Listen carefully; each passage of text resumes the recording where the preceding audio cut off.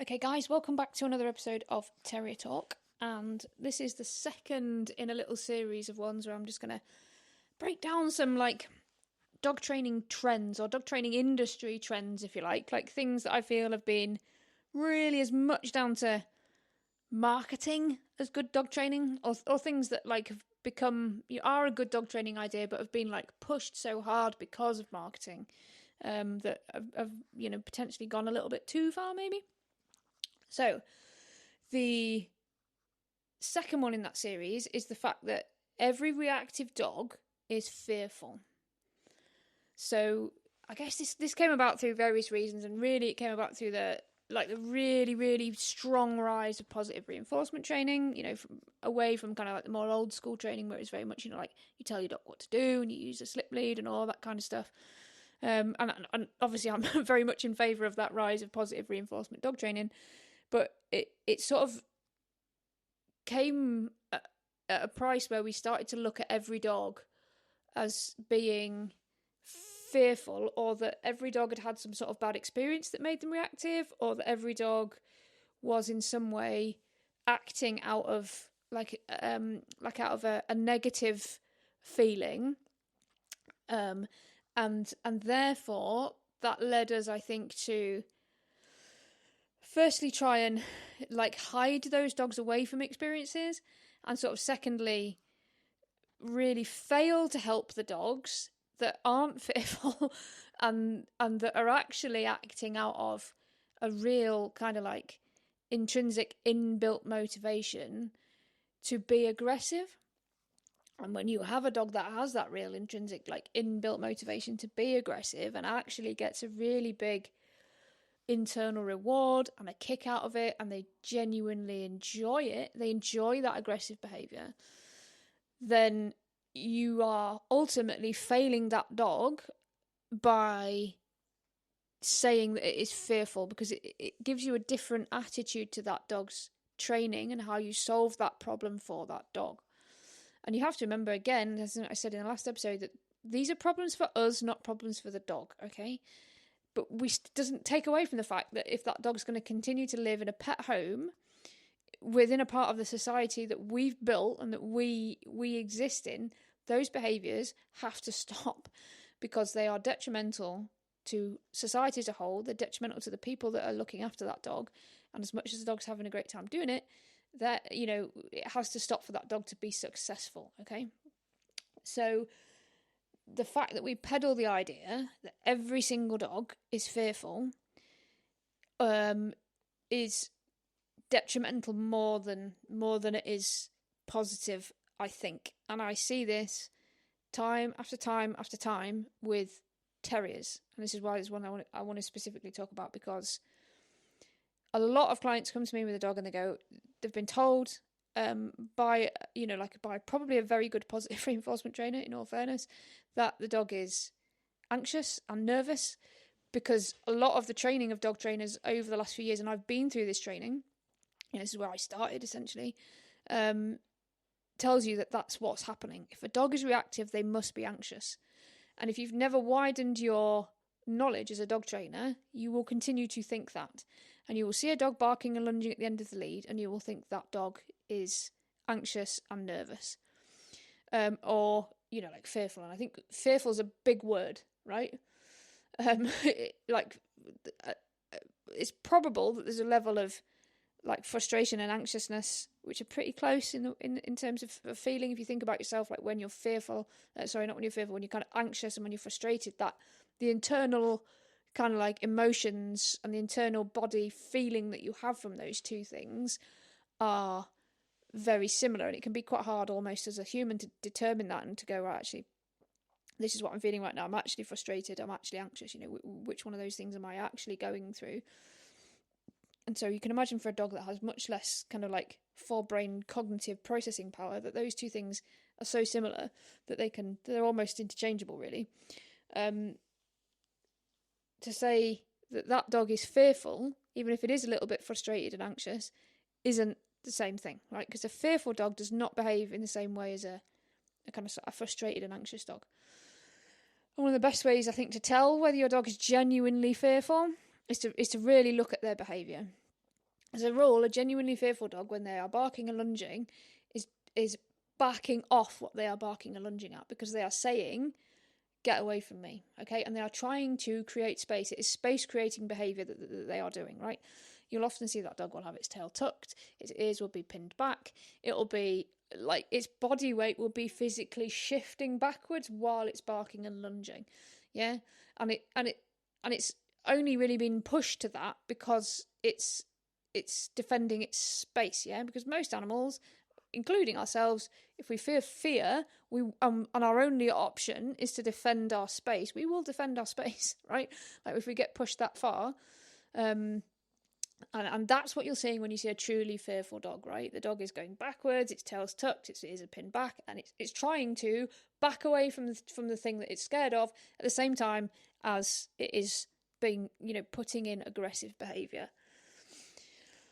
The problem is that is actually relatively rare, right? Because there's not actually that many dogs who are genuinely that fully fearful, like, and need handling so delicately because they are genuinely ramping up into genuine fear, right? And often those dogs, they're fearful, they shut down, right? They shut down, they'll stop, and you can just see them, they're cowering and they're shaking, and that's what you see. The majority of dogs who are sort of quote-unquote reactive aren't fearful, right? They may be anxious, they're probably frustrated, and they're relieving that anxious and frustrated behaviour through barking and lunging and doing that kind of thing. But they're not, like, what I would call, like, fully fearful. They just don't know what the hell to do. And particularly in our case of terriers, they're defaulting to a behaviour that they have available to them that's worked, right? Which is barking and lunging and kind of vocalising that level of, like, I don't know what the hell to do, I'm frustrated and anxious, combination of, bit of both, and I'm just going to express that this way. And then expressing that then makes them feel a lot better, and then therefore they continue to behave like that, and that is then reinforced. And at the same time, you as a handler start to, I would say, like, you start to become, like, hypervigilant, worried, nervous about your own dog's behaviour, because, from a human point of view, it's pretty socially inappropriate for your dog to be doing that kind of thing. Other people are going to look at you and go, like, oh, that's terrible behaviour, why haven't you got control of your dog, etc, etc. And then you start to become like that, and the whole thing turns into, like, this like sequence of behaviours that, your dog notices that you're anxious about the other dog, and they think, okay, why are you anxious about the other dog? And then I'm going to think, and when I start to bark and lunge and think everything stops because you take me away from there, and I feel a hell of a lot better, and you seem to feel a lot better because it's all done with, and like, we get into this cycle of these behaviours that are kind of almost kind of like predicted by our behaviour as much as the dog's. So what happens then is that you then assume that your dog is fearful because, at some point, like a dog ran up in their face and that's why they started reacting, whatever. And you start to then shelter your dog, right? And you start to treat your dog like it's scared of everything. And then that only then makes things worse, right? And I got loads of clients that phone me say, I've got an anxious dog, da da da da. And they turn up and the dog's got like it looks like an anxious thing on their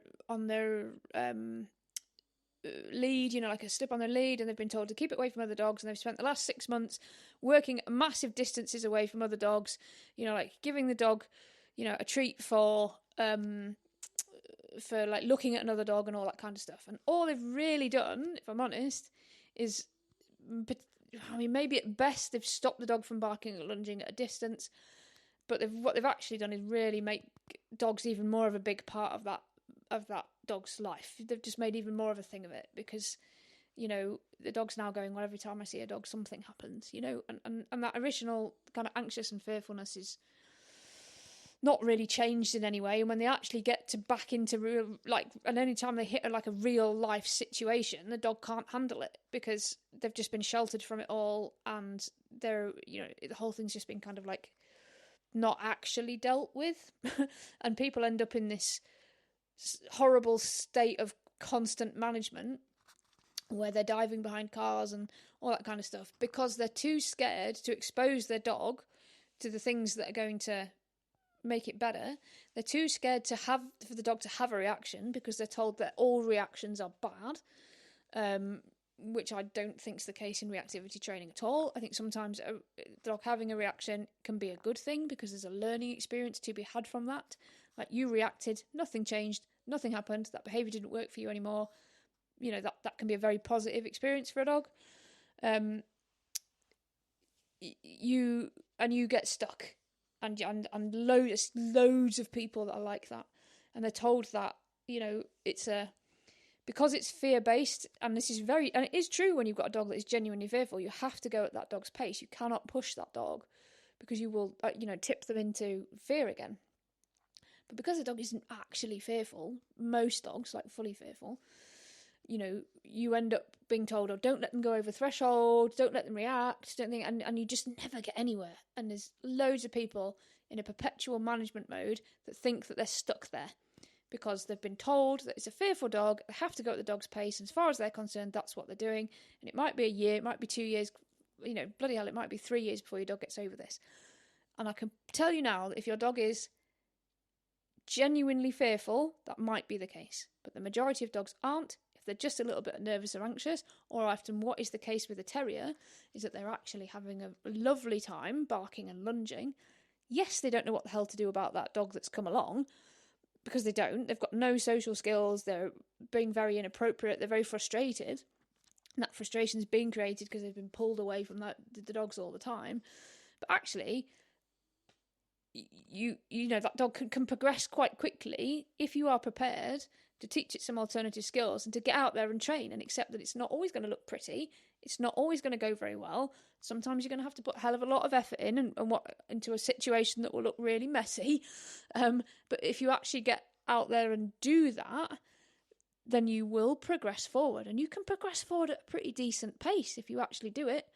And you can get yourself back out into the world, and you can build your dog's confidence up like that, and you can build your own confidence up like that, you know. And there's just loads you can be doing to progress that dog forward, even if it's just slightly anxious, which I think is a state that most terriers are in. They start in a state of frustration and anxiousness, and they very quickly progress into an internal reward for barking and screaming and lunging and being, you know, displaying aggressive behaviour, which is part of what they are as a breed. Whether you want to admit it or not, they're bred to be aggressive. That's, you know, we've selected these dogs for years and years and years for their ability to be aggressive. And when they don't have outlets for that, they will find them. And, you know, it's often that the daily outlet that they get is barking at another dog, which, yes, might have started in because they were a bit anxious about what happened, but it soon transitions out of that. So the fact that this is kind of like a narrative in and I would say, like, and again, this is in the kind of like really positive side of it, because I'm going to talk in a couple of episodes time about the you know, the split in the dog training industry and how it damages owners and how it just confuses people and makes it difficult for an owner to navigate, never mind a dog trainer. That extreme almost marketing trend that goes with a lot of businesses. I think these days I can kind of think of them in my head, 4 or 5 of them, like social media driven dog training businesses that really, really market that narrative.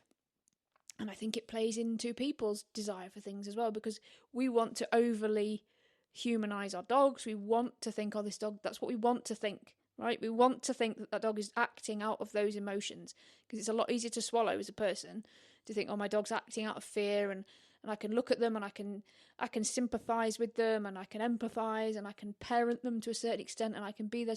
And it feeds into that desire for people to look after the animal that they love, and to look at them through a positive and understanding mindset, right?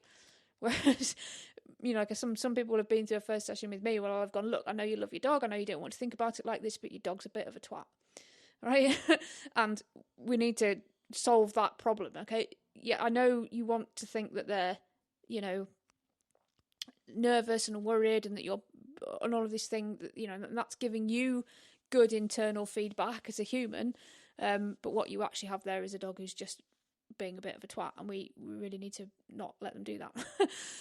So that's that's the marketing part of it that's kind of feeding that certain type of narrative to you as an owner, that's making you think, oh, right, this is what I need to do with my dog. Now, that's not to say that there aren't some dogs that are genuinely fearful and need really careful handling, and everything has to go very slowly for them. And it's not that that doesn't exist, and that's the problem with these things, because it does exist. And, you know, like social media marketing really wants us to polarize. You know, wants us to polarize what we put out. It, you know, like when you look at how to market, which is obviously something that any kind of successful dog trainer is sort of semi-good at anyway, because we have to be able to market our own businesses. You know, like, the harder you try at social media marketing, the more you realise, the more polarised I am, the more successful I will be. And that is then very difficult to combat, because you want your business to be successful and you want to put that forward, and to actually maintain your principles of your dog training is difficult, right? If you like that, because you know, you're kind of torn between just being a good dog trainer and being a good marketer, because the two don't necessarily go hand in hand. So I guess on a little side note, as having said, you know, like, obviously I'm here marketing my dog training business to you to a certain extent, but like, there are dog trainers out there who you probably have never heard of, who are absolutely fantastic local dog training businesses who've been established for years and years, who aren't really on social media, who, if I really wanted to look out a local dog trainer, would probably be the ones that I would go to, because they are just good at dog training, and because of that, they don't really need to market on social media. Like, they're the ones that you want to go and find, if I'm honest. That they're not governed by marketing trends. They don't feel like they have to portray a certain image and do a certain thing in order to be successful. They're just doing what's good for the client and the dog that's in front of them. So go find those people if you're looking for a local in-person dog trainer. So yeah, like, I just feel it's a really damaging trend that's keeping a lot of dogs who could do better and progress further and get out of the situations that are in, it's keeping them stuck, because it's almost making the people feel better to have them stuck. Like, because it's giving the people something to look after, if that makes sense. Yeah. Rather than being prepared to just push the dog into a more difficult situation, push yourself into a more difficult situation, you know, like, in order to overcome stuff. You know, so I think, you know, I've got a lot of years in the military and operational tours and things under my belt, and it's definitely there is a mindset thing to being able to push through a problem regardless of the fact that you're anxious and nervous about it, and to come out the other side being stronger for it. And I think that's the bit we're failing dogs with a little bit, to a certain extent, because they're emotionally intelligent enough to do that for the most part. You know, like, we don't need to hide them away from the world. We can help them get through stuff like that.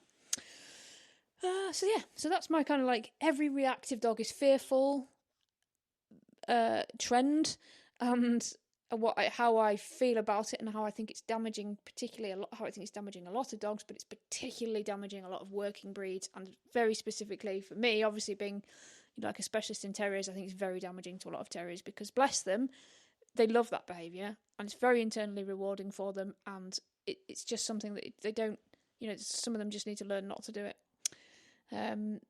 despite the fact that they're, you know, well, if I'm honest, they just like doing it. So, and that's very easily misdiagnosed, especially if you don't understand the breed that you've got in front of you.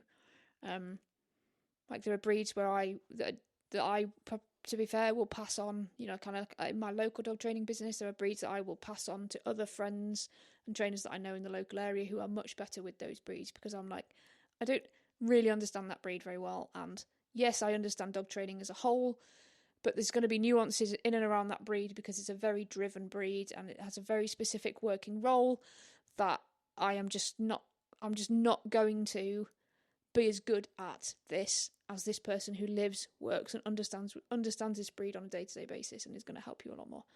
So Yeah, it's like the difference between a rally car driver and a Formula One driver. It's driving a car, which is fundamentally the same, but yet in reality, so different. And that's why, I think really if you've got a problem dog, you should be looking for a specialist in that, at least in that problem, if not in that breed and that problem. So, every reactive dog is fearful? No, every reactive dog is not fearful. And I think really a trend that is more damaging than positive. Last week I think that meeting that needs trend is very much a positive trend, even though in some situations it's gone a bit too far. It's definitely, every reactive dog is not fearful. In my experience, most reactive dogs aren't fearful. So, or certainly most reactive terriers. So there we go. That's episode 2 in this little kind of like dog training myths series. So let's come back next week. We're going to talk about stress. And again, this kind of trend that's come from the fact that all stress is bad and should be avoided, which it isn't. So we'll come back to that next week, and I'll speak to you again then.